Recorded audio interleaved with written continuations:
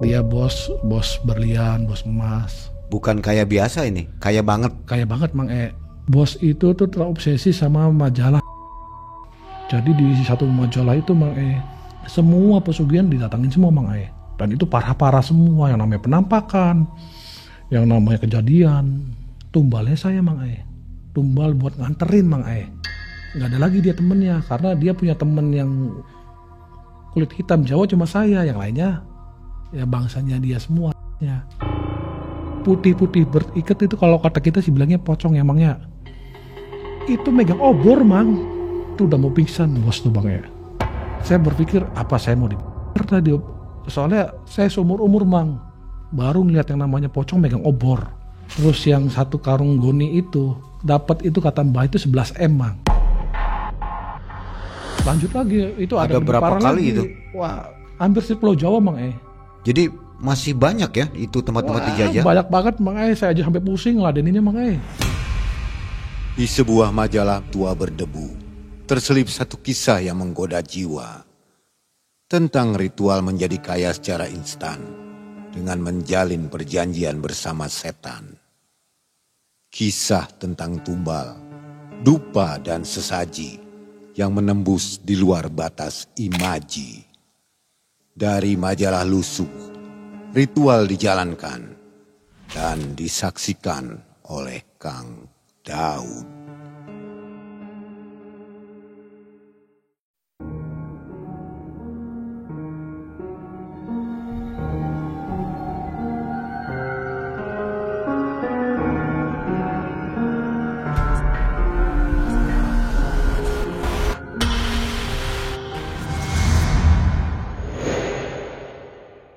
Assalamualaikum warahmatullahi wabarakatuh. Waalaikumsalam Mang. Sobat Malam Mencekam, apa kabar? Mudah-mudahan sobat selalu sehat ya. Hari ini ada yang menarik nih di studio Malam Mencekam. Narsum kita namanya Kang Daud. Apa kabar Kang Daud? Sehat Mang, alhamdulillah. Kang Daud punya kisah menarik tahun 2006 nih ya. Waktu itu nganterin seseorang ya? Iya Mang. Ini sengaja atau nggak sengaja nih? Tanpa sengaja Mang. Tanpa sengaja. Jadi ternyata si orang yang diantarnya ini emang hobinya berburu tempat pesugihan ya? Berburu ya, berpetualang Mang. Berpetualang karena baca dari majalah yang waktu itu viral ya, 2006 itu ya. Jadi setiap itu dia datang itu. Semua hampir yang ada di majalah itu datangin semua Mang. Dijajal semua Mang. Nah Kang Daud yang banyak mengantarkan ya. Kebetulan saat itu kan dia kenal dekat satu kontrakan, satu wilayah, kemana-mana dia ngajaknya saya Mang minta anter Mang. Oh gitu. Ini butuh uang atau kurang kaya nih orang? Sebenarnya sih dia udah kaya banget Mang. Udah melimpah ruah, uangnya nggak ada nomor serinya Mang. Cuma mungkin yang dia rasa kurang. Timbulnya serakah dong. Bisa jadi Mang. Serakah dan penasaran ya. Penasaran bisa jadi. Kalau serakah saya nggak mau nyebutin Mang, gak enak Mang. Bukan urusan kita itu Mang. Baik. Kang Daud, apa aktivitas sehari-hari ini? Saya aktivitas sehari-hari ya biasa terapis penyembuhan di rumah sehat. Sama kita juga ada beberapa juga di arah di magician Mang. Magician. Pesulap berarti ya? Ya bilang pesulap boleh. Ngajarin sulap atau pesulap nih? Kita di pesulapnya Mang. Pesulapnya. Oke, kalau gitu punya trik sulap nih. Trik sulap. Boleh dong bagi-bagi. Trik sulap simpel aja kali Mang ya. Ya yang enteng aja. Enteng aja ya. Yang enteng aja. Contoh kalau misalkan trik sulap simpel, Mang ngerokok nggak Mang? Ngerokok. Punya rokok nggak sekarang Mang? Ada nih ada. Ada. Boleh nggak sodorin bungkusnya ke saya tapi jangan dibuka bungkusnya aja. Oke, ini ada isinya. Oke, tolong kasih. Nih Mang. Buat Mang Weh, langsung keluar tanpa ya. Saya buka Mang. Belum dikeluarin padahal. Tanpa saya buka Mang. Langsung ada ya. Ini ada menarik nih. Ada mantranya Mang. Ada mantranya. Ada mantranya. Boleh dong dibocorin nih. Bocorin yang sesungguhnya apa bocoran gimana nih Mang? Yap, jadi ilmu buat kita juga ya. Oh, buat sebenarnya ilmu Mang. Nipu orang. Jangan buat nipu Mang. Sebenarnya sulap itu seni Mang. Seni ya. Aslinya semua sulap itu sudah direncanakan, sudah disetting Mang. Semua sulap. Semua sulap. Jadi bukan bantuan jin ya sulap itu? Bukan, nggak ada bantuan jinnya aslinya Mang. Aslinya sebelum saya masuk studio, tadi rokoknya Mang udah saya curi satu. Waduh, curi nih. Kita ambil kopi curi satu, saya umpetin di sini Mang. Tuh, kita jepit. Ini namanya palming Mang. Palming, disembunyikan di belakang ya? Iya, bila mana palming ini kan yang penting kita bisa menyembunyikan barang atau benda di tangan kita. Seolah-olah kita gini aja Mang. Kita puter, kita keluarin Mang tuh. Oke. Kalau misalnya penonton dari belakang mah kelihatan Mang. Luar biasa. Ya, makasih nih. Di rokok Mang. Jadi ini nggak nambah ya? Enggak. Rokok saya nggak nambah ya? Malah berkurang ya? Kalau sebenarnya sulap itu seni sih Mang. Baik Sobat Malam Mencekam, jangan kemana-mana, ini kisahnya hangat nih tahun 2006.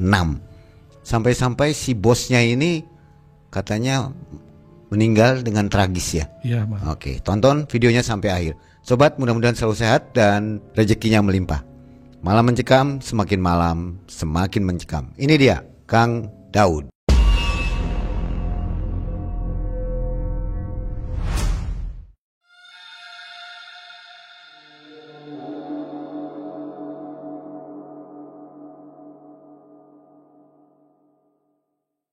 Gini Mang ini ceritanya dulu tahun 2006 Mang 2006 itu saya ingin mandiri, ceritanya dari orang tua kita itu kos Mang di kota Cirebon. Kita kos. Dengan berjalannya kos itu kan kenal sama warga kos-kosan nih Mang Nah dari salah satu tetangga kosan itu punya temen yang notabene itu bos. Dia orang kaya, dia bos berlian, bos emas. Bukan kaya biasa ini, kaya banget. Kaya banget Mang nggak ada nomor serinya uangnya. Setiap dia datang kita ketemu itu dia pasti acara traktir segala macam Mang Tapi dengan berjalannya waktu nih Mang kenal kan semakin dekat, semakin erat. Saya sama dia tuh semakin dekat, semakin erat. Suatu saat masih di tahun yang sama 2006 dia tuh ngajak saya Mang jalan-jalan katanya. Jalan-jalan kemana bos? Keluar kota. Nah ini jalan-jalannya kayak gimana bos? Kita keluar kota aja, santai-santai ke pantai-pantai katanya gitu. Saya belum paham Mang diajak kemana-kemananya. Saya pikir ya main hiburannya seneng kan Mang Ya udah yang penting saya minta jangan ganggu kerja saya bos, tak begitu. Ya udah hari apa libur ya? Hari Sabtu bos. Jadi Jumat sore tuh kita berangkat Mang Yang berangkat saya, bos, nah, sama si Fandi. Yang berangkat itu, bos Fandi. Saya pulang kerja itu, dia udah siap-siap. Jadi malam Sabtu. Di tahun 2006 itu berangkat. Perjalanan dari Cirebon yang saya lihat itu arah ke timur. Ke timur, lihat rutenya itu masuknya ke arah Cilacap Mang Perjalanan dari Cirebon itu sampai Cilacap itu kurang lebih sampai sana itu antara 5 jam. Akhirnya kan saya belum tahu apa-apa nih Mang awalnya Mang Cuma saya pikir ya bener hiburan aja. Sampai sana kita ke pantai.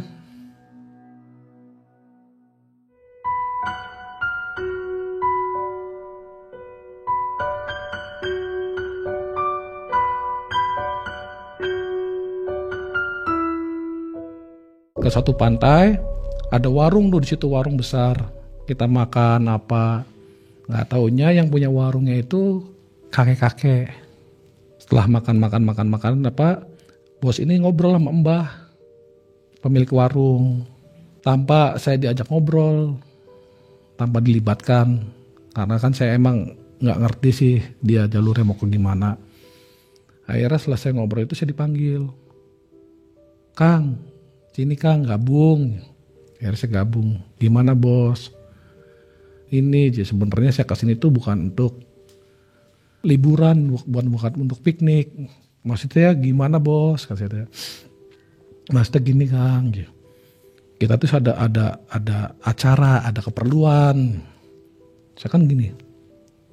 Berarti saya dibohongin dong. Acara apa nih? Kok nggak ngerti kan? Akhirnya dia cerita. Saya tuh ini Kang, dia ngeluarin nih Mang dari tas tuh majalah nih. Nih Kang, di majalah ini dibukalah majalah tuh. Dibuka nih Kang tuh. Ini tempatnya di sini. Ini caranya kayak gini. Ini juru kuncinya Mbah tuh ini katanya ini. Dijelasin, saya baca. Saya lihat lagi. Oh, bos, berarti ini mah pesugihan, bos, tak bilang gitu ya. Iya Kang, saya minta maaf sih. Cuma kalau Kang Daud diajak dari awal saya bilang gini mungkin kan nggak mau, kata dia. Ya terus gimana lagi bos, udah nyampe sini kan ya. Ya udah terserah bos aja, tapi saya nggak gitu-gituan bos ya. Saya nggak ngerti nih, tak bilang gitu. Akhirnya ya udah nggak apa-apa aja. Yang penting saya ditemenin, kata dianya. Akhirnya ngobrol nih, ketemu, saya digabungin sama mbahnya. Kata mbahnya itu, ya kalau mau misalkan iya mulai harus ada persiapan. Apa mbah persiapannya, kata bos? Kita harus bikin satu nampah itu, nampah beras tuh Mang Nanti ada nasi tumpeng, ada ayam bekakak, ada macam-macam ini apa namanya, lauk pauknya gitu tuh. Harus bikin seperti itu. Lagi itu tahun segitu tuh dikenakan biaya 500.000 Mang Udah komplit itu 500.000 udah jadi. Akhirnya disetujuin sama bos. Yaudah Mbah, saya siap setuju katanya. Kapan Mbah bisanya? Nggak bisa malam ini dadakan katanya. Ini kan baru datang, belum ada persiapan segala macam. Kalau besok malam gimana, kata mbahnya. Jadi gimana Mbah? Ya udah cari penginapan aja dulu. Nanti tinggal besok kesini pagi-pagi, kata mbahnya. Akhirnya kita masih di situ, masih makan, masih apa, masih ngopi, masih ngobrol-ngobrol, istirahat ya Mang ya. Nah itu tuh di kotanya Mang Cilacap juga. Di Cilacap juga. Nah ya tujuannya kemana-kemananya saya belum paham, cuma dikasih arahan seperti itu. Akhirnya bos tuh ya udah, itu udah jam 11, setengah 12-an malam. Ya udah kita cari penginapan. Di situ penginapan nggak ada Mang nggak ada penginapan. Jadi cari kota terdekat. Di situ penginapan itu adanya di kota Kroya. Akhirnya kita ke Kroya itu setengah jam. Cari penginapan. Dapatlah penginapan ala kadarnya. Yang penting bisa tidur, bisa istirahat, bisa mandi kan. Sampai penginapan akhirnya kita pesen 2 kamar. Dia sendiri, saya sama teman-teman sendiri. Kita tidurlah pulas sampai pagi. Pagi itu kisaran jam 7 atau setengah 8 Mang Kamar digedor Mang Bangun bos, udah bangunin. Kaget kan kita semua kan kaget. Gimana bos? Bangun siap-siap katanya. Siap-siap kemana bos? Balik lagi ke sana yang kemarin, kata bosnya tuh. Jangan tidur bos, belum mandi, belum sarapan ya. Akhirnya kita mandi, selesai mandi, beberes, ganti baju semua yang bersih. Kita diajaklah sarapan, cari warung sederhana, nasi gitu. Kita sarapan segala macam sampai jam 8. Jam 8 lewat, kita bertolak ke tempat yang semalam Mang di pantai itu. Kita sampai sana, akhirnya perlengkapan yang tumpengan itu belum jadi. Katanya dibuatin nanti lohor tuh jam 12 siangan. Akhirnya kita di situ dari mulai jam 9 udah sampai situ ya. Sampai situ jam 9 kita main-main air apa di situ. Akhir sampailah jam 12 siang. Nah, jam 12 siang dibikinlah perlengkapannya yang kata Mbah tadi itu tumpeng. Bekakak ayam. Wah, penuh Mang isinya. 500.000 itu, penuh. Akhirnya yang bos ini bilang, "Kang, kita tuh pengen tahu lokasi Kang." "Maksudnya lokasi apa bos?" "Ini Kang, di sini kan di buku tertulisnya Kang." Saya baca lagi, oh iya. Akhirnya bosnya ngobrol sama Mbah, sebelum mulai kalau kita hunting dulu lihat lokasi boleh nggak Mbah? Boleh, kata Mbahnya. Jadi dari warungnya Mbah itu ke lokasi itu kurang lebih antara 100 sampai 200 meter, nggak jauh. Kalau siang sih Mang bisa jalan kaki Mang karena surut. Tapi kalau malam kita nggak bisa jalan kaki karena pasang sih ya. kita pakai sampan. Nah kebetulan kita kan siang jam 11 kita kesana jalan kaki nyebrang, ketemulah gua Mang ya. Gede banget, besar banget pintunya tuh. Kurang lebih kalau lebar tuh ada mungkin 15 atau 20 meter lebar mukanya itu. Tingginya antara 10 meteran ada. Besar banget guanya Mang ya. Banyak orang situ? Gak ada. Cuma Sepi, kami aja sama Mbah aja sebagai juru kuncinya. Akhirnya kita masuk, Mbah di depan, bos itu di tengah, saya paling belakang Mang ya.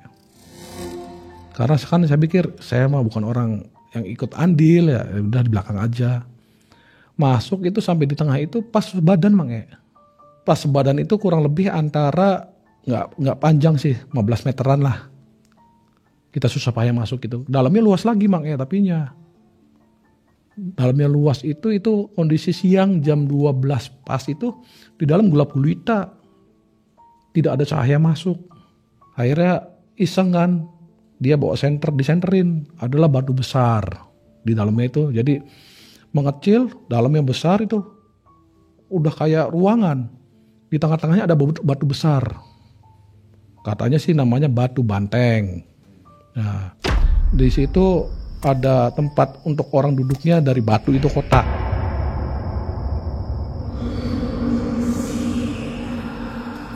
Ini kan cuma hunting Mang jadi boleh dilihat-lihat ya. Tapi kata mbahnya nanti kalau sudah mulai acara tidak boleh ada senter, tidak boleh ada api-api katanya. Akhirnya bos ini setelah ngelihat ditanya lagi sama mbahnya, berani Mbah? Bener berani tapi minta teman katanya. Ya nggak bisa kata mbahnya, harus sendirian. Mbah minta teman Mbah. Akhirnya di perdebatan itu antara mbah dan bos, berdua itu ngeliat ke saya Mang di belakang. Kang, kalau misalkan malam temenin bos masuk ini berani Kang?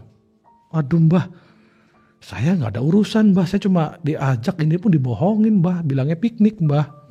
Tak bilang gitu ya.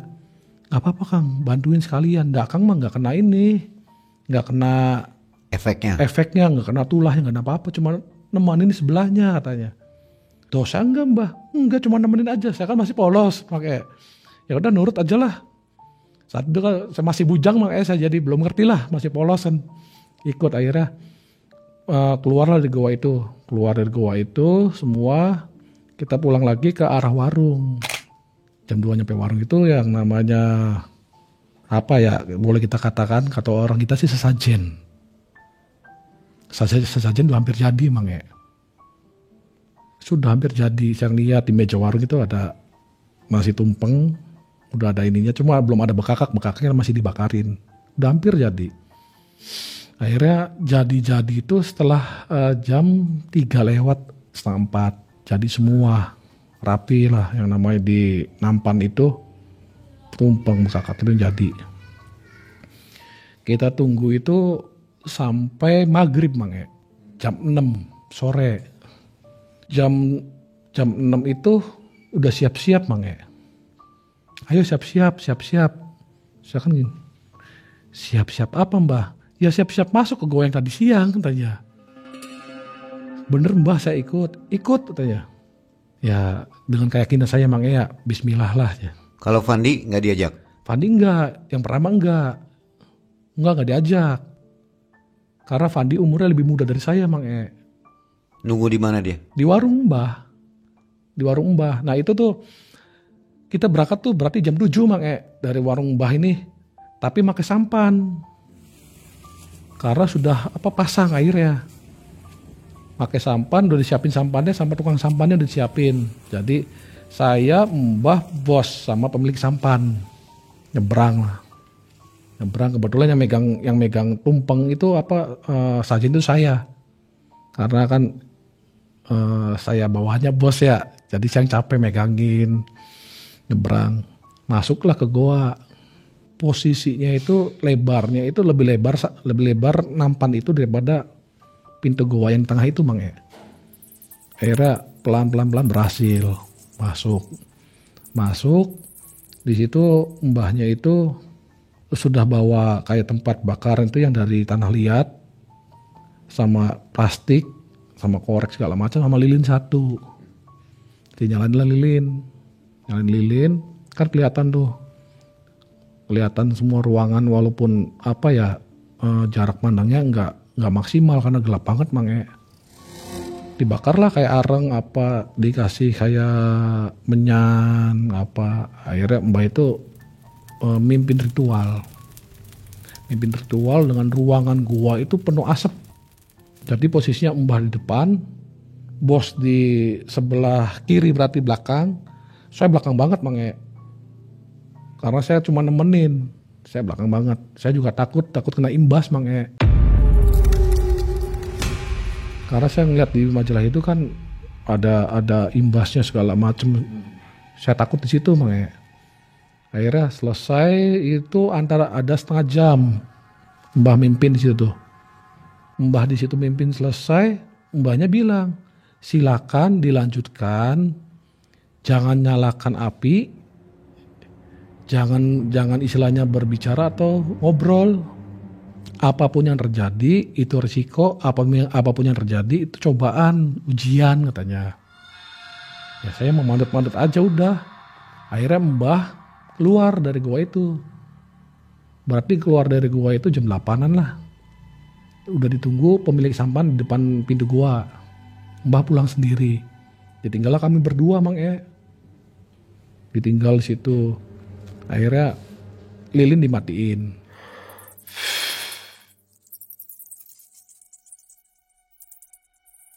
Dengan posisi kita duduk ngebelakangin pintu gua, menghadap ke batu besar itu. Di depannya itu ada tumpengan, sesajen, ada bakar-bakaran masih, ada lilin yang udah dimatiin.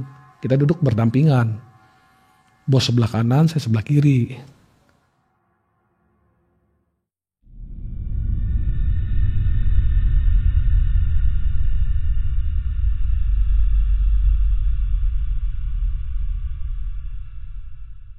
Kalau saya sih, menurut agama saya ya, saya wirid Mang. Tapi kalau dia kan non muslim, saya nggak ngerti, makanya saya diemin aja. Masing-masing saya wirid.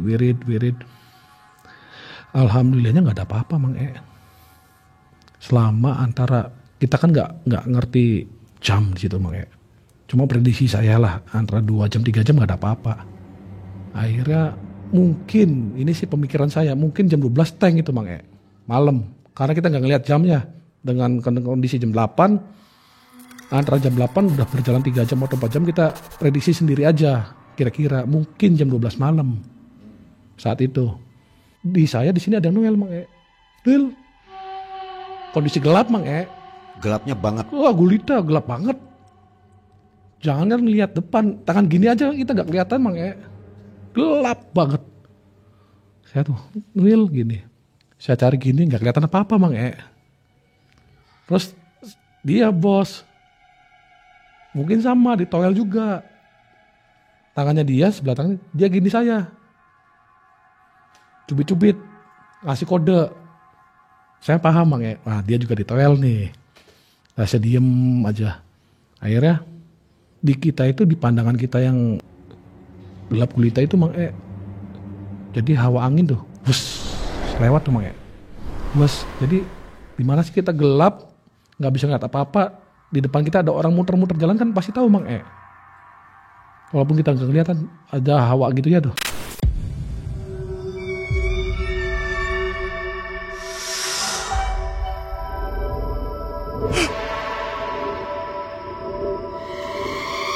Ini bos ini ternyata penakut orangnya. Dia nyubit saya Mang di sini, kenceng banget. Kayak tuh, kenapa bos? Itu bos ini saya nganterin.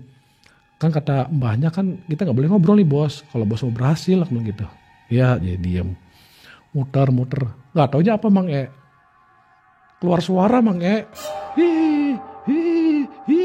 gitu Mang. Nah di situ ini saya sampai merinding, dia merinding. Kondisi dalam gua gelap gulita. Setelah itu Mang.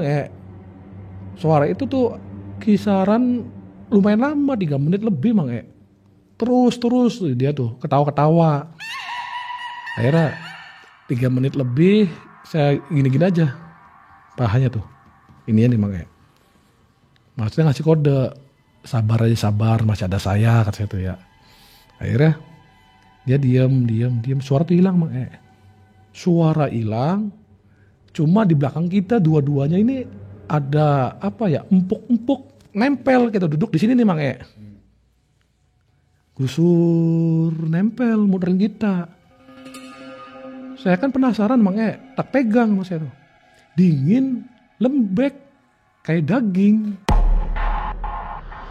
Tadinya kita belum tahu Mang E, belum tahu.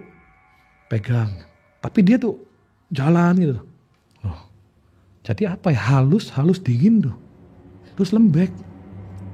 Nah di situ dia baru teriak, wah, kenceng banget. Terus dia ngambil korek, nyalain lilin, dinyalain lilin sama dia. Itu Mang E, sepaha gini lebih gede, ular Mang E, gede banget ularnya. Jadi warnanya tuh coklat kayak ular sanca kembang Mang E. Dia udah teriak yang tadinya dia duduk di sebelah saya, karena kepalanya kan ke sana nih Mang. Ya, kepala ke sana. Duduk dia pindah ke sini Mang, duduknya Mang. Bos tuh lari, teriaknya kenceng banget. Dia nyalain, dia di sini ada lilin, dia nyalain. Nah, di sini, wah, besar. Kalau misalkan mulut yang buka itu kayaknya satu manusia masuk Mang ya. Saya yang istilahnya tidak punya bekal, nggak punya apa-apa ya, saya juga takut Mang. Akhirnya kita sama-sama tarik-tarikan ini nih Mang. Tarik. Jadi rebutan posisi di belakang, tarik-tarikan. Ular itu masih ngeliatin. Jadi dengan bantuan cahaya lilin Mang. Akhirnya saya bisa baca-baca aja sendiri, ya istighfar, baca ayat kursi sendiri. Ular ini tadi ngadep kita tuh balik ini Mang dia muterin batu besar yang awalnya tadi kita sebutin tuh di dalam gua itu. Dia muterin. Kepalanya ke sini, bos pindah ke sini. Bos pindah ke sini. Itu udah mau pingsan bos tuh Bang ya. Kita berdua ngeliat nyata. Itu kalau nggak salah dua kali putaran batu besar itu ular itu ngilang Bang ya.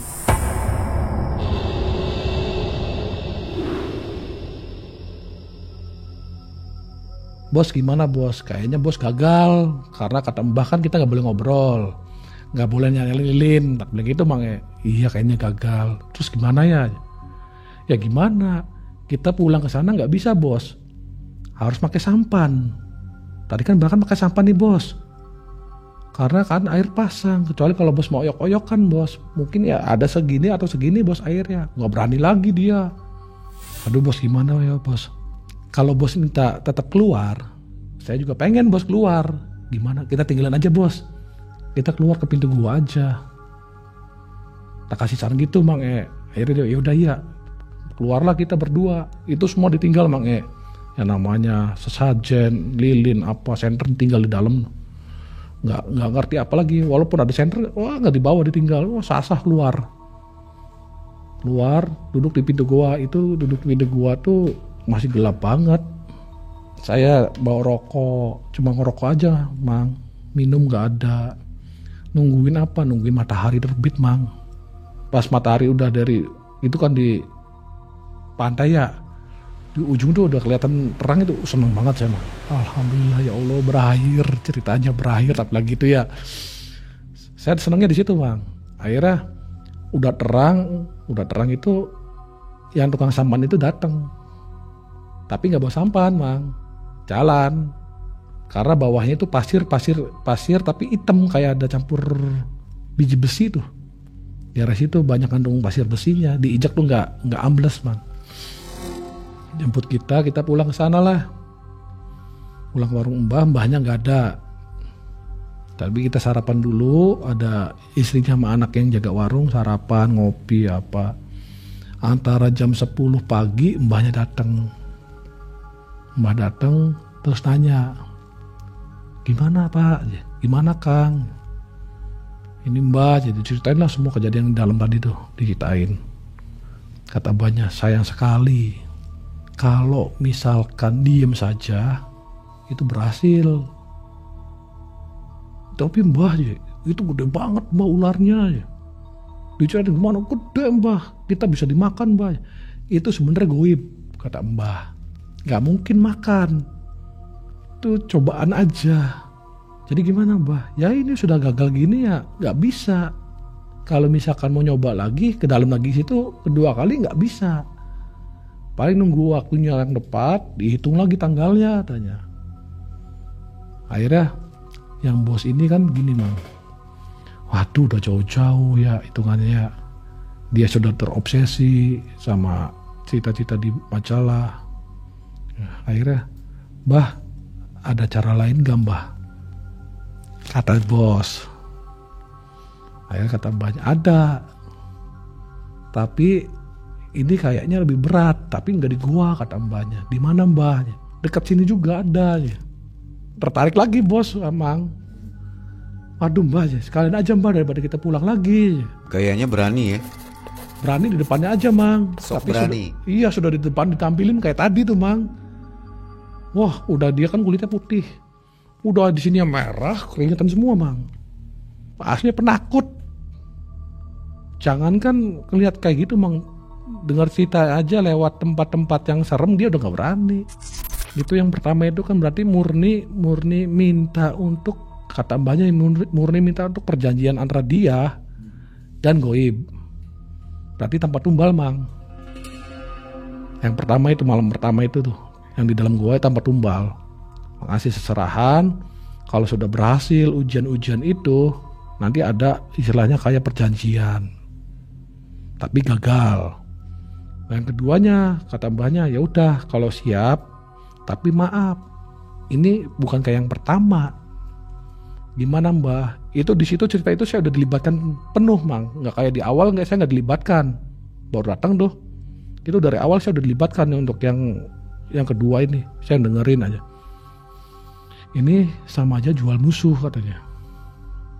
Tapi kalau bisa musuhnya minimal 3 tahun sudah musuhan. Lebih bagus lagi musuhnya masih ada hubungan darah. Dia akhirnya diem, dia berpikir siapa ya. Ketemulah ada mbah ya, sepupu saya, perempuan mbah, dari garis bapak ibu, dari garis bapak. Berarti masih ada nih, iya masih ada hubungan darah kalau dari garis bapak ada yang bisa. Udah berapa lama musuhannya? Udah lebih dari 3 tahun. Fotonya ada enggak? Zaman dulu tuh belum ada kayak sekarang mang, kayak IG, kayak TokTok, kalau macam belum ada. Tapi dia tuh di HP, kayak HP apa ya, Nokia yang flip gitu tuh, ada fotonya. Akhirnya udah fotonya dicetak dulu katanya. Dicetaklah fotonya ukuran segini mang. Berarti berapa 5R apa berapa itu. Kita ke kota itu nyari tempat cetakan foto di studio foto. Belum ada kayak sekarang mang.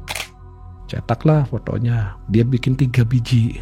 Terus di belakangnya dikasih namanya, nama perempuan itu, nama bapaknya. Ditulis sama dia.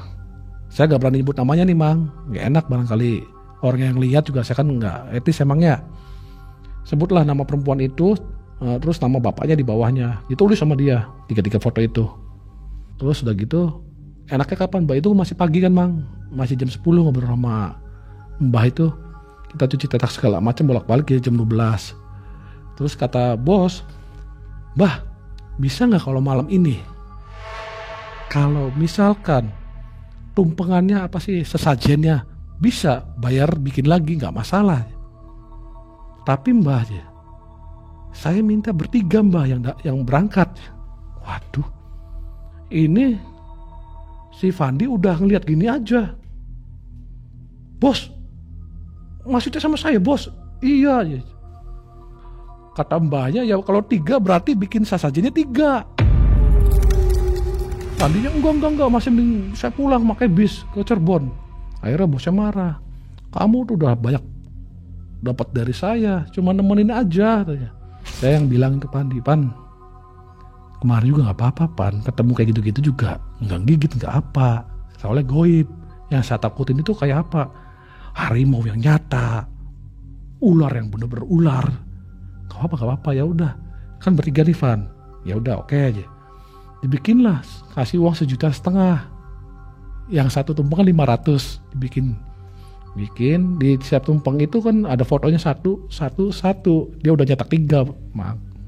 Dibikinlah, selesai itu jam 4. Jam 5-an selesai. Sesaji itu 3 biji itu. 3 nampan tuh. Selesai, itu udah agak gelap. Mau menjelang maghrib. Setelah selesai itu, maghrib, kata mbahnya, siap-siap. Jam 7 kita masuk. Ya saya kaget. Loh mbah, bukan jam 12, jam 7.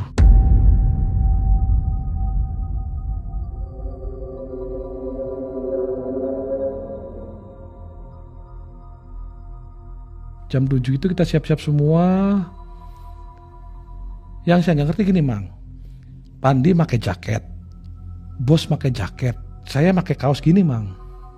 Karena saat itu saya nggak bawa jaket, pikir pakai mobil sih ya. Berangkatlah, Mang. Dibawalah semua sesaji itu di mobil, taruh di kursi, ditata itu. Jalan pelan-pelan, jangan sampai kena jalan gujlak gitu terus rusak katanya. Ya udah jalan pelan-pelan. Dari tempatnya warungnya Mbah itu ke tempat lokasi yang kedua 1/2 jam. Karena jalannya pelan, Mang. Padahal deket, masih di bibir pantai, tapi agak ke timur. Ada pemakaman umum luas. Kita diberhentiin sama Mbah, stop, berhenti sini. Stop, turunin semua. Jadi di pemakaman umum itu di tengahnya ada tanah kosong, kayak lapangan cuma 4x4 apa 3x3 gitu, sedikit, Mang. Pas tengah-tengah makam itu ada tanah kosong, bener kok gak ada makamnya pas di tengah makam itu. Mungkin udah biasa buat ritual. Akhirnya turun, dibawalah ke situ. Di tanah kosong itu dijajarin 3, 1, 2, 3. Fandi sebelah kiri, bosnya di tengah, saya sebelah kanan, Mang. Posisi duduknya tuh, Mbah duduk di depan sendiri, nyalain kayak tadi tuh asap-asap kayak areng apa. Yang saya tahu sih, saya cuma tahu menyannya aja sih, Mang. Digini-gini diur gitu, menyan terus keluar asap. Ada minyak kayak ada segala macem. Dengan posisi 1/2 jam selesai, Mbah pulang. Pulangnya ini, oh iya, Mang, tadi tuh mobil disupirin sama orang situ, Mang. Saudaranya Mbah, ponakannya. Jadi Mbah sama ponakannya makanya mobil kami itu arah balik ke warungnya Mbah. Kita ditinggal lah. Mulai berarti jam 8-an, Mang. Jam 8. Dengan kondisi kita bertiga diem-dieman, kayak paku aja, diem-dieman dah. Gak saling ngobrol, gak apa. Kan gak boleh, Mang, gak boleh ngobrol, Mang. Kondisi gelap, diem-dieman. Kalau saya kan gak niat untuk nyari gitu, Mang. Saya mah jikir aja. Istighfar, jikir. Saya berharap jangan sampai berefek sama saya ya, Mang, ya. Akhirnya di situ diem, jikir. Dengan biasa kita nggak bawa jam, nggak bawa HP, nggak ngerti jam. Dengan kondisi malam, suara ombak masih kedenger. Kurang lebih dari situ ke pantai itu antara 100 meter ke arah utara dari pantai. Pantai kan pantai selatan nih, Mang. Itu kita bertiga saling pandang-pandangan, Mang. Itu bos dua-duanya tangannya emang dia penakut, dua-duanya kanan kiri, saya sama si Fandi dicubit, Mang. Kita diem aja, ambil istighfar aja. Astagfirullahaladzim. Ada apa, Mang? Sebelah kanan saya, Mang, 2 putih-putih diikat, Mang, pakai kain. Tapi yang bikin aneh, putih-putih berikat itu kalau kata kita sih bilangnya pocong ya, Mang, ya. Itu megang obor, Mang. Yang anehnya kan harusnya gini, Mang. Ya gini, Mang, megang obor, Mang. Kayak monumen nih. Kayak monumen, tapi berbentuknya putih diikat. Kalau ini sudah hitam, Mang, nggak kelihatan, Mang. Ini udah hitam aja nggak kelihatan. Cuma kelihatan putihnya aja. Ini gelap lama. Gini nih, obor dipegang obor pakai bambu tuh.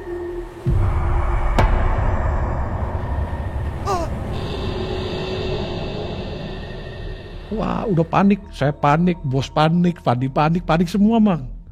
Ada baunya nggak itu? Nggak ada mang, nggak ada bau, cuma berbentuk aja kayak gitu. Dia ngeliling kita, ngelilingin. Saya nggak hitung lilingannya tapi banyak mang. Dari situ hilang dia mang. Dia hilang itu, kita tuh udah tenang. Saya berpikir apa saya mau dibakar tadi, soalnya saya seumur umur mang baru ngeliat yang namanya pocong megang obor. Kok bisa tangannya keluar megang obor? Saya mikir wah saya mau dibakar, kita mau dibakar nih. Saya percaya aja lah dengan agama saya mang ya. Saya wiridan aja udah terus sambil istighfar. Nggak lama antara setengah jaman mang, di depan kita tuh ada suara ting nong ning ning nong ning. Itu jelas mang. Jadi suara itu dari mulai tipis sampai akhirnya nyata dan ngewujud mang. Jadi ada set gamelan sama pemain-pemainnya.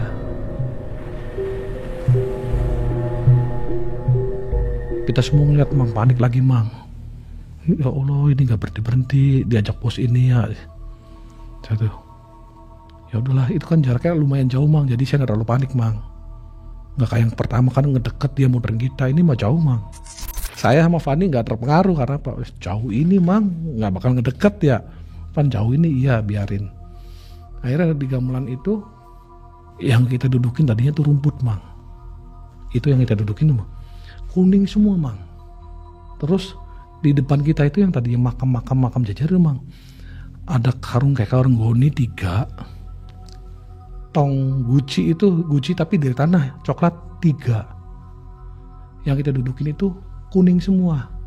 Kuningnya kuning silau kayak emas mang.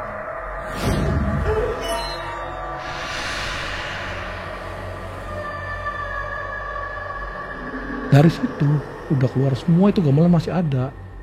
Dari sebelah kiri sebelah sini itu kan ini Fandi bos saya, ada perempuan mang nangis. Kamu jahat kok, kamu tega kok sama saya, kamu tega kok.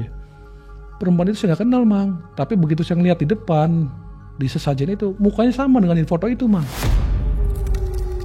Wah ini nih, akhirnya bos maju ke depan. Kamu yang jahat sama saya, jadi ribut mulut antara bos sama orang perempuan ini nih mang. Akhirnya tangannya ditarik, dia digigit. Yang satunya megang karung. Tapi karungnya lepas, ini lepas lagi mang. Oh bantuin kata bos. Nah, saya mikir bodoh amat, ini kan ritual kamu. Si Pandi bantuin, enggak aja, saya nggak mau terlibat ya. Ya udah kita berdua nonton. Jadi kita duduk tuh jadi renggang karena bosnya kesana sih jadi kosong. Padi agak jauh kan. Akhirnya ribut dia teriak-teriakan, tega kamu yang tega. Itu nyata mang, kelihatan mang. Jadi kelihatannya itu kayak manusia aja, kayak manusia biasa lagi ribut mang, kayak bukan kayak apa ya, bukan kayak roh, bukan kayak setan, nyata mang. Kurang lebih 5 menit yang perempuan itu menghilang, yang tangan bosnya itu ngelepas, yang kita dudukin apa gitu tuh emangnya. Kita nih duduk nih, yang tadinya kuning kembali lagi mang jadi rumput mang. Yang di situ yang apa namanya karung goni, yang guci hilang, nggak kelihatan semua mang. Pas lepas, terus akhirnya si bos ini balik lagi ke tempat sini duduk. Kenapa bos? Digigit, gigitannya ada mang sini mang. Bekasnya ada, gigitan gigi itu mang. Jadi itu nyata mang. Selesai itu langsung hujan tumpah, yang gamelan hilang. Setelah berapa lama itu kita dijemput mang. Dijemput itu kata mbahnya, kita kaget, tiba-tiba ada mbah di belakang. Yuk selesai, sudah jam 3, berarti jam 3 subuh mang. Dijemput dengan kondisi Fandi baju basah, jaket basah. Dengan kondisi bos baju basah, jaket. Saya mang, saya gak ngerti mang, ini mang, wallahi mang, kering ini mang, saya sendiri mang. Cuma saya nggak basah. Akhirnya pulang itu ke warung mbah lagi. Di jalan itu kita diem semua, nggak ada yang bicara mang. Sampai warung kita cerita kejadiannya. Itu kalau misalkan yang perempuan itu ketarik, ya, terus yang satu karung goni itu dapat itu kata Mbah itu 11 M Mang. Terus yang kita duduk itu sebenarnya bisa diambil Mang sama guci-guci Mang. Kalau yang perempuan itu ketarik sampai ke depannya yang ada sesajen itu Mang, kata Mbahnya. Cuma kata bosnya, ini Mbah digigit Mbah, saya nggak kuat Mbah aja. Mbahnya ngeliat ke saya Mang, kan bajunya nggak basah, nggak tahu Mbah aja. Sekali lagi ya jangan pulang ya Kang, situ sendirian. Waduh, nyuruh saya sendirian Mang. Kata bosnya nih, ya udah nggak apa-apa sendirian, nanti saya kasih duit lagi. Jadi saya disewa buat maju. Enggak lah bos lah kalau gitu mau bos. Jadi joki ya? Disari jadi joki. Cuma saya tetap nggak mau kekeh nih Mang.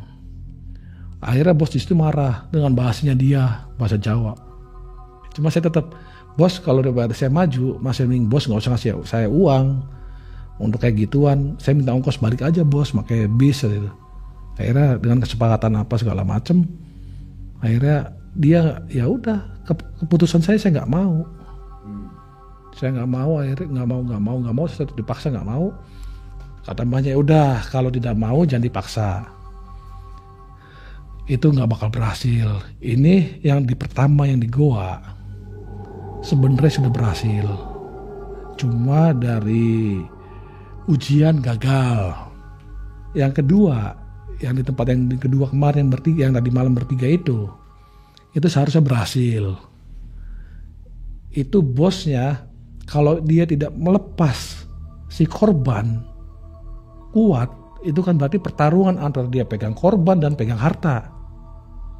Kalau yang korban tidak lepas, itu bisa ke bawah hartanya. Cuma yang namanya bos itu, dia sudah kaya, uang melimpah, masih penasaran aja. Jadi gimana Mbah?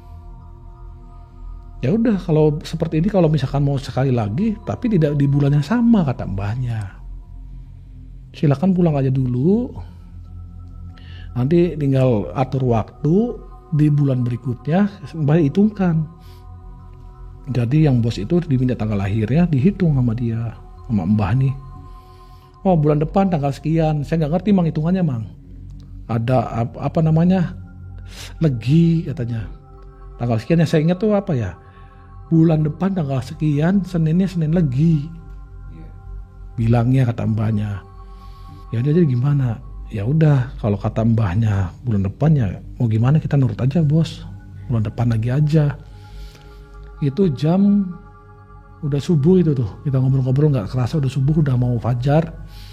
Akhirnya, Mbah, kalau misalkan bulan depan jadi kita balik lagi, nanti kesini langsung ketemu Mbah 2 hari sebelum tanggal yang Mbah sebut tadi. Ya mangga silakan kata Mbahnya. Kita pamitan, kita salaman sama Mbah segala macem. Udah salaman, kita ke Kroya dulu. Ke Kroya, ke tempat penginapan ngambil barang-barang. Ya kita sepakat kita pulang dengan tangan kosong. Itu sebenarnya emang bos itu tuh terobsesi sama majalah. Jadi di satu majalah itu Mang semua pesugihan didatangin semua Mang dan itu parah-parah semua, yang namanya penampakan, yang namanya kejadian.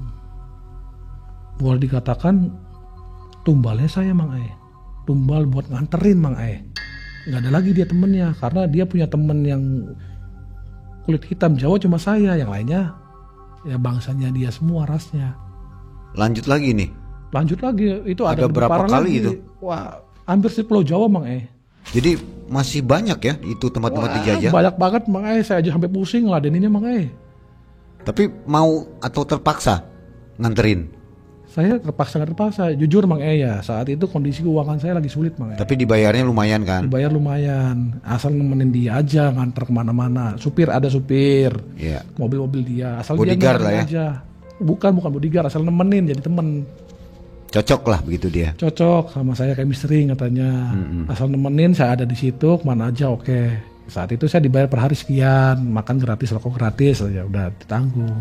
Total berapa bulan itu? Ada tahunan. Wah baik, ceritanya pasti seru nih ya. Ini karena waktu jadi kita cukupkan sampai di sini, dan Saya yakin penonton penasaran nih. Sampai ada banyak nyawa hilang saat itu Mang E. Tapi nanti ceritanya itu Mang E. Oke. Seru banget. Nah, Sobat Malam Mencekam, kisah dari Kang Daud ini belum selesai sampai di sini. Masih ada beberapa episode lah. Kalau suka silakan komen di bawah. Nanti Kang Daud kita undang lagi supaya berkisah kembali di pengalamannya ya. Ya, Mang E. Oke, Kang Daud, terima kasih. Mudah-mudahan sehat selalu. Kita akan tunggu cerita atau pengalamannya di video berikutnya. Ya Mang E, makasih Mang E. Assalamualaikum warahmatullahi wabarakatuh. Waalaikumsalam warahmatullahi wabarakatuh.